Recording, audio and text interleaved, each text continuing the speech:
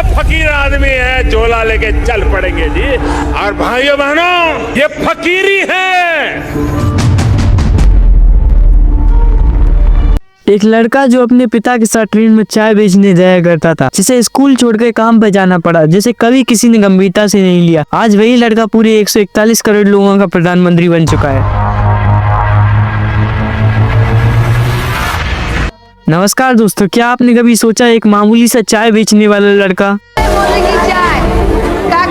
जो कि railway station पर चाय बेचा करता था, वो एक प्रधानमंत्री बनेगा? क्या यह कोई कहानी है या फिर एक चमत्कार? नहीं, ये कोई चमत्कार नहीं है, एक कहानी है, एक जज्बे की, एक ऐसे इंसान की जिसने अपना संपूर्ण जीवन पूरे देश के लिए समर्पित कर दिया।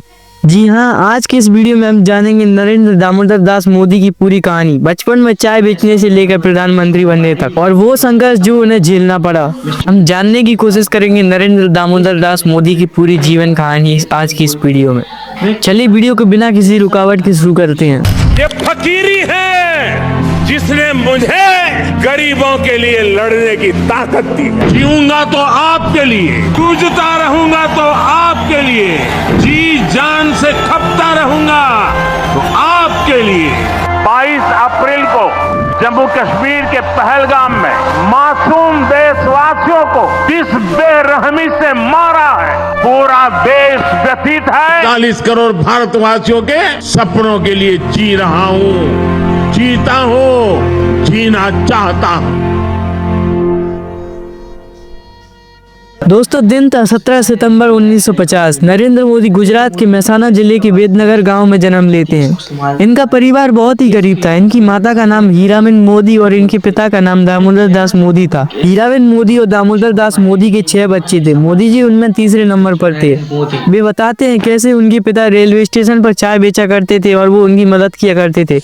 मोदी जी भी ट्रेन के अलग अलग डिब्बों में चाय बेचते बेचते अलग अलग लोगों से पहचान हुई, जिससे उनकी हिंदी शुरू से ही अच्छी रही थी। वहीं दूसरी तरफ उनकी मां घर चलाने के लिए दूसरों के घरों में काम किया करती थी। बचपन में उन्होंने अपनी स्कूलिंग वेदनगर स्कूल से ही की थी। वे बड़े शौक से स्कूल जाया करते थे। हालांकि थे नरेंद्र मोदी एक एवरेज स्टूडेंट ही, लेकिन थिएटर और स्पोर्ट्स में भाग लेने का उन्हें शौक था। वे बताते हैं उनके खेत के पास एक झील थी जिसमें वो खेलने जाया करते थे। नरेंद्र मोदी बचपन से ही स्वामी विवेकानंद से बहुत प्रभावित थे। वे फ्री टाइम में उनकी किताबें पढ़ा करते थे। इसके अलावा हिस्ट्री के पढ़ने का भी शौक था। देश के इतिहास के जानने के लिए वो लाइब्रेरी जाया करते और सालों पुराने अखबार पढ़ा करते थे। उनके जीवन में एक बड़ा मोड़ 8 साल की उम्र में आया, जब वो अपने हिंदी टीचर चंद्रकांत सेन से इंस्पायर होकर आरएसएस में जाने लगे। इसी दौरान भारत पाक का युद्ध छिड़ गया। इस युद्ध में भारत को एक बड़ी हार की सामना करना पड़ा, जिससे मोदी जी को झकझोर के रख दिया। इसके अलावा मोदी जी को एक और खूबी, उन्हें साफ सुथरे कपड़े पहनने का बहुत शौक था। हालांकि वो कोई महंगी पोशाक नहीं पहना करते थे, लेकिन जो भी पहनते थे वो साफ पहना करते थे। इसी दौरान 17 साल की उम्र में उनकी शादी यशोदा बहन चमनलाल से करा दी गई। छोटी उम्र से ही देशभक्ति उनमें कूट कूट के भरी थी। वे युद्ध के दौरान सैनिकों को चाय पिलाया करते। वो अपना ज्यादातर समय लाइब्रेरी में किताबों के बीच बिताया करते थे। साथ ही वो घर के बाहर निकल के जीवन को असली मतलब जानना चाहते थे। उनका मानना था कि वो घर परिवार में उलझकर ये सब नहीं कर पाए, इसीलिए शादी के कुछ समय बाद ही उन्होंने घर छोड़ के जाने का फैसला कर लिया। 1967 में उन्होंने बहुत ही छोटी उम्र से ही अपना पारिवारिक जीवन त्याग दिया। घर त्याग कर उन्होंने अपना नाम अनिकेत रख लिया। अनिकेत का मतलब जिसका कोई घर ना हो। फिर अलग अलग राज्यों में ट्रैवलिंग करते थे। ट्रैवलिंग के दौरान वे वापस जाकर वेदनगर आ पहुंचे। उनके जाने के कारण उनके घर में दुख का माहौल छाया हुआ था, लेकिन इस बार वो अहमदाबाद चले गए और वहीं से उनकी आरएसएस की जर्नी की शुरुआत होती है।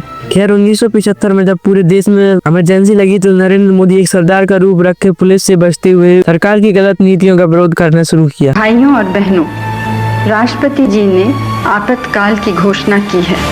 1969 में उनको आरएसएस के रीजनल ऑर्गेनाइजर बनाया गया। उनको बाद में अहमदाबाद से दिल्ली भेजा गया। इस दौरान उन्होंने एक किताब भी लिखी थी जिसका नाम था संघर्ष मां गुजरात। 1985 में आरएसएस ने उनके हार्डवर्क को देखते हुए उन्हें बीजेपी को सौंप दिया और यहीं से होती है मोदी जी की जिंदगी की असली कहानी की शुरुआत होती है।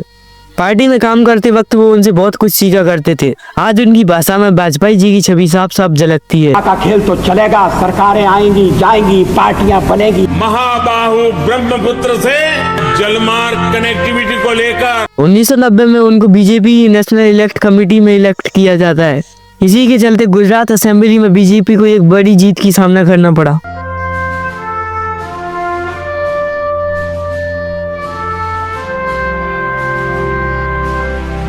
2014 हो या 2025 पीएम पद की शपथ लेते वक्त उनके परिवार का कोई एक मेंबर तक वहां नहीं दिखाई दिया। वो कहते हैं पूरा देश ही उनका परिवार है, वो जिएंगे तो आपके लिए, मरेंगे तो आपके लिए। जूझता रहूंगा तो आपके लिए, जान से खपता रहूंगा तो आपके लिए। अब कुछ लोग कहेंगे नरेंद्र मोदी 2014 से 2025 तक प्रधानमंत्री रहे लेकिन भारत में उन्होंने कोई बदलाव नहीं आया। ऐसा सोचने वालों को आप मेरा वीडियो जरूर दिखाएं, क्योंकि भारत में कई ऐसे बदलाव हैं जो कि केवल नरेंद्र मोदी की वजह से सफल हो पाए हैं। जीएसटी, सर्जिकल स्ट्राइक, आर्टिकल 370 और भी बहुत सारे डिसीजन लिए हैं जो नरेंद्र मोदी की इस कहानी से हमको सीखने को मिलता है। अगर जीवन में कुछ करने की ठान लिया तो कितनी भी परेशानी हो आपको कोई नहीं रोक सकता। उम्मीद है आपको ये वीडियो जरूर पसंद आई होगी। मैंने एपीजे अब्दुल कलाम और ओसामा बिन लादेन के ऊपर एक वीडियो बनाई है, आप नीचे डिस्क्रिप्शन में जाकर देख सकते हैं।